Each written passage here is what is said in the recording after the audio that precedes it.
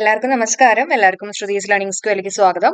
നമ്മളിന്ന് ഡിസ്കസ് ചെയ്യാൻ പോകുന്നത് മലയാളത്തിലെ, അതായത് 2025 PSC ചോദിച്ചിട്ടുള്ള കുറച്ച് മലയാളം ക്വസ്റ്റ്യൻസ് ആണ് കേട്ടോ. അപ്പൊ തുടങ്ങാലോ. അപ്പൊ എപ്പോഴും പറയുന്ന പോലെ നമ്മൾ ഓരോ ക്വസ്റ്റ്യൻ വായിക്കുമ്പോഴും അതിന്റെ ആൻസർ നിങ്ങളുടെ മൈൻഡിലേക്ക് പോരട്ടെ. ഞാൻ ആൻസർ പറയാൻ നിൽക്കണ്ട കേട്ടോ, എല്ലാവരുടെയും മൈൻഡിലേക്ക് ആൻസർ പോരട്ടെ. അപ്പൊ സ്റ്റാർട്ട് ചെയ്യാം. ഫസ്റ്റ് വൺ, പ്രേക്ഷകൻ എന്ന വാക്കിന്റെ സ്ത്രീലിംഗ രൂപമാണ് ചോദിച്ചിട്ടുള്ളത്. പ്രേക്ഷകൻ, ക്വസ്റ്റ്യൻ നല്ലപോലെ വായിക്കുക. പ്രേക്ഷകൻ ആണ് കേട്ടോ.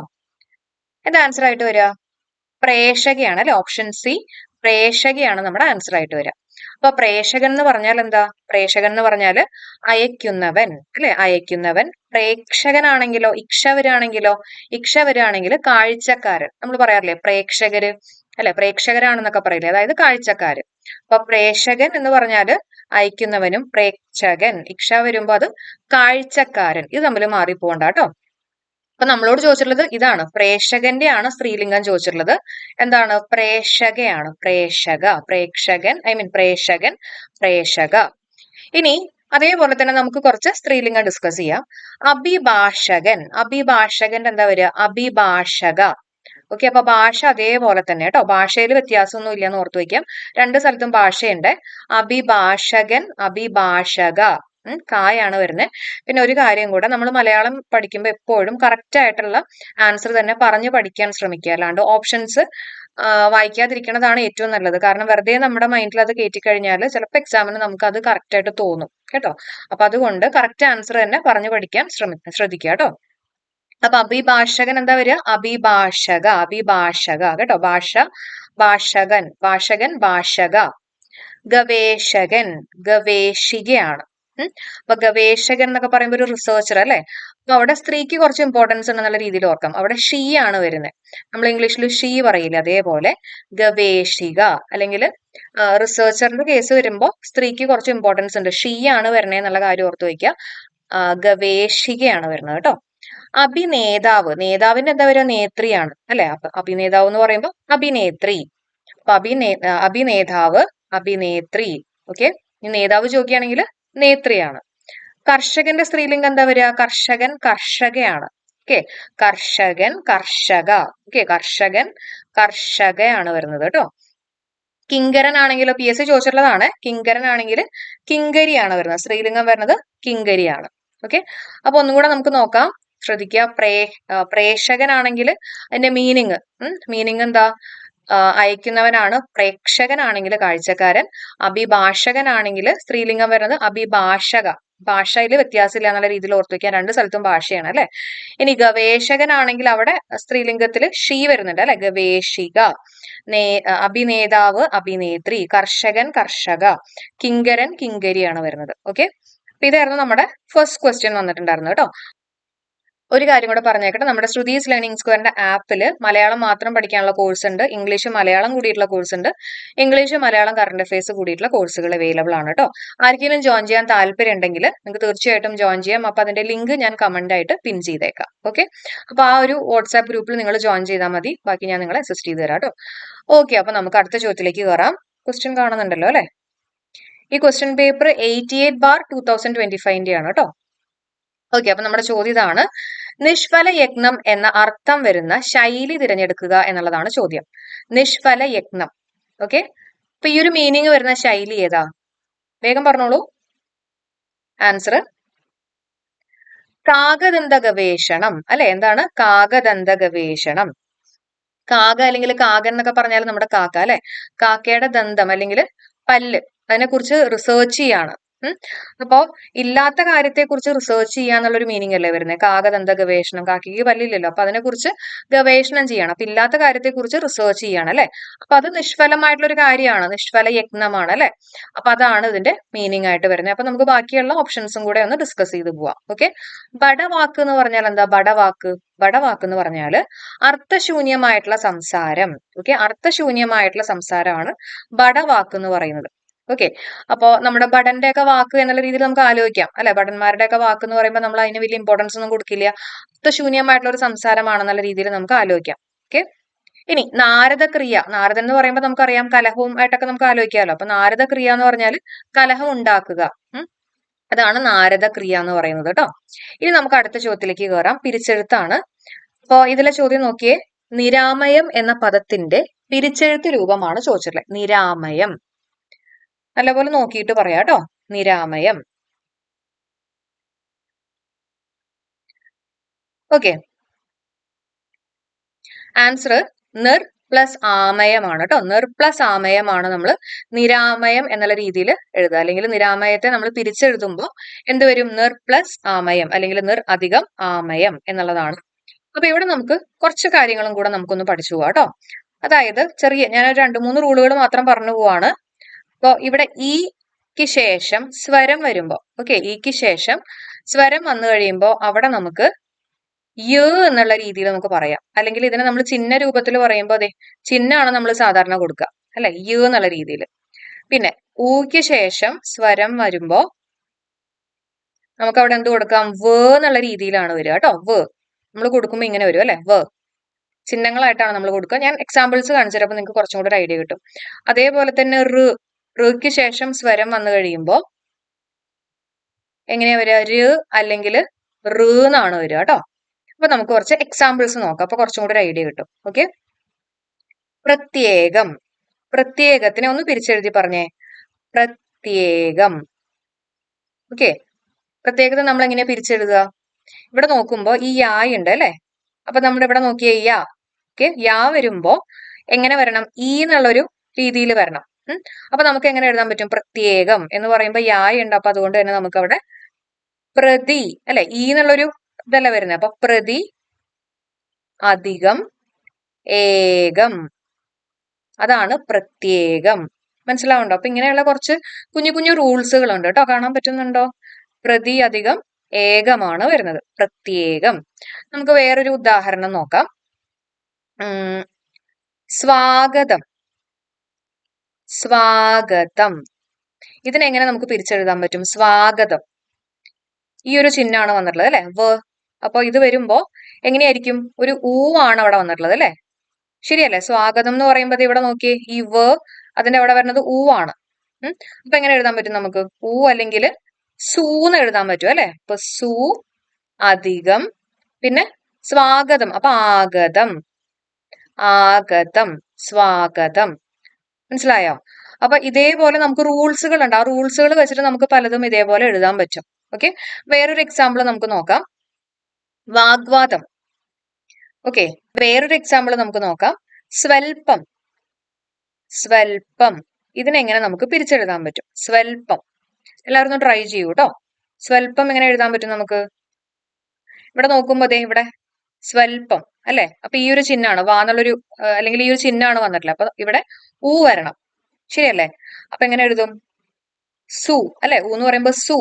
സു അധികം അല്പം. ഓക്കെ, കിട്ടുന്നുണ്ടോ? അപ്പൊ ഇതേപോലെ എല്ലാവരും ഒന്ന് ട്രൈ ചെയ്ത് നോക്കുക കേട്ടോ. ഇതേപോലെ കുറച്ച് റൂൾസുകളും പിന്നെ ഇനിയും നമുക്ക് കുറെ കാര്യങ്ങൾ പഠിക്കാനുണ്ട് കേട്ടോ. അപ്പൊ ഇതൊന്നും എല്ലാവരും ചെയ്ത് നോക്കുക, ഇതേപോലെയൊക്കെ ഒന്ന് പിരിച്ചെഴുതി നോക്കുക കേട്ടോ. ഓക്കെ, അടുത്ത ചോദ്യം നമുക്ക് നോക്കാം. സമത എന്ന വാക്കിന്റെ സമാനാർത്ഥം വരുന്ന പദം കണ്ടെത്തുക എന്നുള്ളതാണ് ചോദ്യം. ഏതാണ് അതിന്റെ മീനിങ് ആയിട്ട് വരുന്നത്? സമത. സമം എന്ന് പറയുമ്പോൾ നമുക്കറിയാലോ എന്താ? തുല്യത അല്ലെ. അപ്പൊ സമത എന്ന് പറഞ്ഞു കഴിഞ്ഞാൽ തുല്യത, തുല്യതയാണ് ആൻസർ ആയിട്ട് വരുന്നത്. ഓക്കെ, ഇതേപോലെ നമുക്ക് കുറച്ച് എക്സ്ട്രാ വേർഡ്സും കൂടെ 2025 PSC ചോദിച്ചിട്ടുള്ള കുറച്ച് വാക്കുകളും കൂടെ നമുക്ക് പഠിക്കാം. കപാലം ഉണ്ട്, കപോലം ഉണ്ട്. നമ്മൾ ഒരു പ്രാവശ്യം ഡിസ്കസ് ചെയ്തിട്ടുള്ളതാണ്. കപാലം എന്ന് പറയുമ്പോൾ തലയോട് അല്ലെ. അപ്പൊ പാലം അല്ലെങ്കിൽ പാലത്തിന്റെ അവിടെ ഒരു ആക്സിഡന്റ് ഒക്കെ പറ്റിക്കഴിഞ്ഞാൽ തലയോട് കണ്ടു എന്നോ എന്നൊക്കെ ഓർത്തു വയ്ക്കാം. അപ്പൊ കപാലം എന്ന് പറഞ്ഞു കഴിഞ്ഞാൽ തലയോടാണ്. കപോലം എന്താ? കവിൾത്തടമാണ് അല്ലെ. പൂ പോലത്തെ കവിള് അല്ലെങ്കിൽ പഞ്ഞി പോലത്തെ കവിള് എന്നൊക്കെ നമ്മൾ പറയില്ലേ, അപ്പൊ അങ്ങനെ ഓർത്തു വെക്കാം. പോലമാണെങ്കിൽ കവിൾത്തടം. ഓക്കെ, കപാലമാണെങ്കിൽ തലയോട്. ഇനി നഗജം എന്ന് പറഞ്ഞു കഴിഞ്ഞാൽ ആനയാണ്. ഗജം എന്ന് പറയുമ്പോൾ നമുക്കറിയാലോ ആനയാണ് അല്ലെ. അപ്പൊ നഗജം എന്ന് പറഞ്ഞു കഴിഞ്ഞാല് ആന. ക്ലീബം, ക്ലീബം ഉണ്ട് കേട്ടോ. ക്ലീബം എന്ന് പറഞ്ഞു കഴിഞ്ഞാല് നപുംസകമാണ് കേട്ടോ. ക്ലീബം എന്ന് പറഞ്ഞാല് നപുംസകം. കുതിര, കുതിരയുടെ എന്തൊക്കെയാ വരുന്നത്? ഹയമുണ്ട്, പീതിയുണ്ട്. ഓക്കെ, കുതിരയ്ക്ക് നല്ല ഹൈറ്റ് അല്ലേ, അപ്പൊ ഹയം എന്നുള്ള രീതിയിൽ ഓർക്കാം. അല്ലെങ്കിൽ കുതിരപ്പുറത്ത് കയറാൻ കുറച്ച് ഭയമാണെന്നൊക്കെ വേണമെങ്കിൽ ഓർക്കാം. അല്ലെങ്കിൽ ഹൈറ്റ് എന്നുള്ള രീതിയിൽ ഹയം. അപ്പൊ കുതിര, ഹയം. അതേപോലെ തന്നെ പീതി, പീതി. ഓക്കെ, അതും കൂടെ ഒന്ന് പഠിക്കട്ടെ. വേണമെങ്കിൽ പ്രീതി കുതിരപ്പുറത്ത് കയറി എന്നൊക്കെ വേണമെങ്കിൽ ഓർത്ത് വെക്കാം. പീതിയാണ്, പീതി. ഇനി മേക്കം എന്ന് പറഞ്ഞാൽ ആട്. മേക്കം ആണ് കേട്ടോ, കായാണ് വരുന്നത്. കാണുന്നുണ്ടോ? മേക്കം എന്ന് പറഞ്ഞാല് ആടാണ്. മേക്കം, ആട്. ഈ ആട് കരയുന്നത് മേ എന്നൊക്കെ പറഞ്ഞിട്ടല്ലേ? അപ്പൊ മേ എന്ന് പറഞ്ഞിട്ട് നമ്മുടെ കൂടെ അത് വരും അല്ലെ? കം എന്നുള്ള രീതിയിൽ ഓർക്കാലോ. മേക്കം. മേ എന്ന് കരഞ്ഞിട്ട് നമ്മുടെ കൂടെ ആട് ഇങ്ങനെ കം ചെയ്യും ഓർക്കാം. ആടാണ് കേട്ടോ. മേക്കം എന്ന് പറഞ്ഞാല് ആട്. വിലേശയം എന്ന് പറഞ്ഞാല് പാമ്പാണ്. വിലേശയം. ഓക്കെ, വിലേശയം എന്ന് പറഞ്ഞു കഴിഞ്ഞാൽ അത് പാമ്പാണ്. പാമ്പൊക്കെ കടിച്ചു കഴിഞ്ഞാല് നമ്മൾ ട്രീറ്റ്മെന്റ് ഒക്കെ ആയിട്ട് നല്ല വിലയായിരിക്കും അല്ലെ? വിലേശയം, വിലേശയം എന്ന് പറഞ്ഞു കഴിഞ്ഞാല് പാമ്പാണ്. ഒന്നുകൂടെ നോക്കാം. കപോലം, കവിൾത്തടം, കപാലം, തലയോട്, നഗജം, ആന, ക്ലീബം, നപുംസകം, കുതിര, ഹയം, പീതി, മേക്കം, ആട്, വിലേശയം, പാമ്പാണ്. ഓക്കെ അല്ലേ? നമുക്കിനി അടുത്ത ചോദ്യത്തിലേക്ക് കയറാം അല്ലെ? 2-3 പോയിന്റുകളും കൂടി ഉണ്ട് കേട്ടോ. സോറി. രുധിരം എന്ന് പറഞ്ഞാൽ എന്താ? ചോര അല്ലെ? രണം, ചോര, രുധിരം. ഇനി മാലതി എന്ന് പറഞ്ഞാൽ എന്താ? മാലതി പിച്ചകം. മാലയൊക്കെ വിറ്റ് കഴിഞ്ഞാൽ ചിലപ്പോൾ നമ്മൾ പിച്ചെടുക്കേണ്ടി വരും അല്ലെ? അല്ലെങ്കിൽ എന്തെങ്കിലും ഒരു കോഡ് നിങ്ങൾ ഓർത്ത് വെക്കുക കേട്ടോ. മാലതി പിച്ചകം. പനസം എന്ന് പറഞ്ഞാല് പ്ലാവാണ് കേട്ടോ. പനസം, പനസം എന്ന് പറഞ്ഞാല് പ്ലാവാണ്. അപ്പൊ രുധിരം, ചോര, മാലതി, പിച്ചകം, പനസം, പ്ലാവ്. ഓക്കെ, അപ്പൊ നമുക്കിനി അടുത്ത ചോദ്യത്തിലേക്ക് കയറാം. ഓക്കെ, ഒരു സെക്കൻഡ്.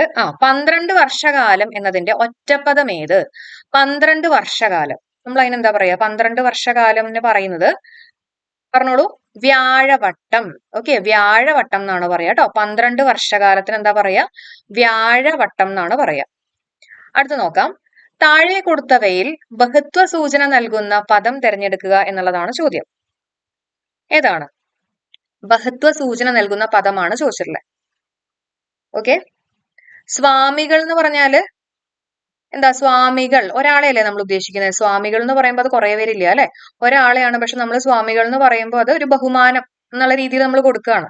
പൂജക ബഹുവചനാണ് അല്ലെ? അപ്പൊ ഒരാളാണ്, പക്ഷെ നമ്മളൊരു ബഹുമാനം എന്നുള്ള രീതിയിൽ യൂസ് ചെയ്യുന്ന ഒരു വേർഡാണ് സ്വാമികൾ എന്ന് പറയുന്നത്. അതേപോലെ തന്നെ ഉദ്ധവർ എന്ന് പറയുന്നതും വസുദേവർ എന്ന് പറയുന്നതും എല്ലാം എന്താ? ഈ പറഞ്ഞ പോലെയാണ് കേട്ടോ. പൂജക ബഹുവചനാണ്. അപ്പൊ ഇതില് ബഹുത്വ സൂചന നൽകുന്ന പദം ചോദിക്കുകയാണെങ്കിൽ അത് ചൊന്നവർ എന്നുള്ളതാണ്. ഏതാണ് ആൻസർ ആയിട്ട് വരിക? ചൊന്നവർ എന്നുള്ളതാണ്. ഓക്കെ, അപ്പൊ ഇതിന്റെ കൂടെ തന്നെ ഒന്ന് പഠിച്ചു പോവാ. നമ്മുടെ പൂജക ബഹുവചനത്തിന്റെ കുറച്ച് എക്സാമ്പിൾസ് ആണ് നമ്മൾ ഡിസ്കസ് ചെയ്യുന്നത്. ഭീഷ്മർ, PSC ചോദിച്ചതാണ്. ഭീഷ്മർ എന്ന് പറയുമ്പോൾ ഒന്നിൽ കൂടുതൽ ആൾക്കാരില്ല അല്ലെ? ഭീഷ്മർ നമ്മളൊരു ബഹുമാനം എന്നുള്ള രീതിയിൽ കൊടുക്കുന്നതാണ്. ഗുരുക്കൾ, സ്വാമികൾ കേട്ടോ. ഇതെല്ലാം പൂജക ബഹുവചനം.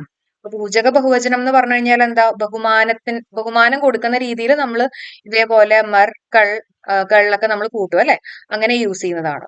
ഓക്കെ, അല്ലെങ്കിൽ മാർ ഒക്കെ നമ്മൾ യൂസ് ചെയ്യുന്നതാണ് കേട്ടോ. ആറ്, കൾ അതൊക്കെ യൂസ് ചെയ്യുന്നതാണ് പൂജക ബഹുവചനം.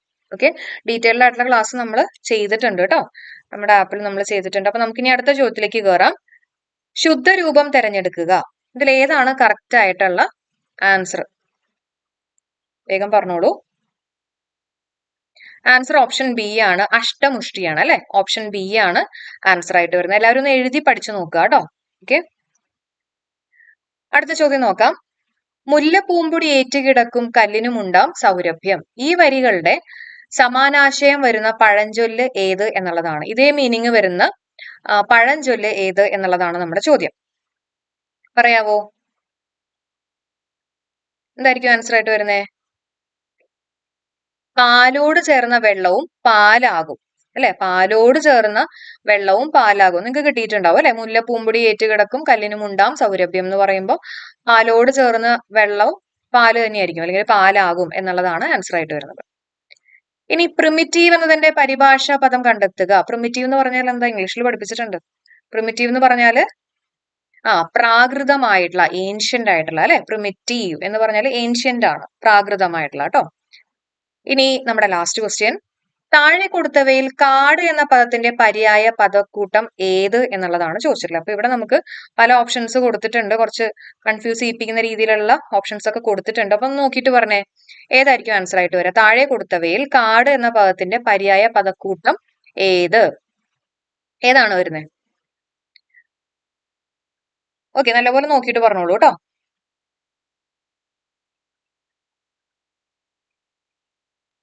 വിപിനം എന്ന് പറയുന്നത് കാടാണ് അല്ലെ? ആനനം എന്ന് പറഞ്ഞു കഴിഞ്ഞാൽ എന്താ? ആനനം എന്ന് പറഞ്ഞാൽ മുഖമാണ്. ഓക്കെ, മുഖം. കാനനം ഈ പറഞ്ഞ പോലെ കാടാണ്. അപ്പൊ ആനനം എന്ന് പറഞ്ഞാൽ മുഖമാണ്. അപ്പൊ എന്തായാലും ഇതല്ല അല്ലെ? അപ്പൊ ആനനമുള്ള രണ്ട് ഓപ്ഷൻസ്, ഇത് എവിടെ ഒരു ആനനം ഇരിപ്പുണ്ട്, ഇതും അല്ല നമുക്ക് മനസ്സിലായി. ഓക്കെ അല്ലെ? അടവി എന്ന് പറഞ്ഞാൽ കാടാണ്, ആരണ്യം എന്ന് പറഞ്ഞാലും കാട് തന്നെയാണ്. പക്ഷെ ആനനം ഉള്ളത് കൊണ്ടാണ് ഇതും ഓപ്ഷൻ ഡിയും അല്ല നമ്മൾ പറഞ്ഞത് കേട്ടോ. ഇനി വാടി എന്ന് പറഞ്ഞാൽ എന്താ? വാടി പൂന്തോട്ടമാണ് അല്ലെ? മലർവാടി. അപ്പൊ വാടി എന്ന് പറഞ്ഞാല് പൂന്തോട്ടം. ഇനി അപ്പൊ ഇതും അല്ലാന്ന് മനസ്സിലായി അല്ലെ? ഇത് വനം, വിപിനം, ഇത് രണ്ടും കറക്റ്റ് ആണ്. പക്ഷെ വാടി ഉള്ളത് കൊണ്ട് ഇതും അല്ലാന്ന് മനസ്സിലായി. അപ്പൊ നമ്മുടെ ആൻസർ ഇട്ട് ഓപ്ഷൻ സി അല്ലെ? കാനനം, ഗഹനം, വിപിനം. ഇതാണ് നമ്മുടെ ആൻസർ ആയിട്ട് വരുന്നത്. അപ്പൊ കാടിന്റെ പര്യായ പദങ്ങൾ കൂടെ പഠിച്ചു പോവുക. ഏതൊക്കെയാണ്? കാനനം, ഗഹനം, വിപിനം. ഓക്കെ, അപ്പോ ഇത്രയായിരുന്നു നമ്മുടെ 10 ക്വസ്റ്റ്യൻസ്. അപ്പൊ നമ്മൾ 88/2025 ക്വസ്റ്റ്യൻസ് ആണ് നമ്മൾ ഡിസ്കസ് ചെയ്തത് കേട്ടോ, മലയാളം ഡിസ്കസ് ചെയ്തിട്ടുള്ളത്. അപ്പോൾ ഒരു കാര്യം കൂടെ, നിങ്ങൾക്ക് ഇതേപോലെയുള്ള ക്ലാസ് വേണമെങ്കിൽ തീർച്ചയായിട്ടും കമന്റ് ചെയ്യുക. അതേപോലെ തന്നെ നമ്മുടെ പെയ്ഡ് കോഴ്സിൽ ജോയിൻ ചെയ്യാൻ താല്പര്യം ഉണ്ടെങ്കിൽ തീർച്ചയായിട്ടും നമ്മുടെ കമന്റ് സെക്ഷൻ നോക്കുക, അതിൽ ഞാൻ പിൻ ചെയ്തിട്ടുണ്ട് കേട്ടോ. അപ്പോൾ thank you so much for supporting. Have A nice day. Thank you all.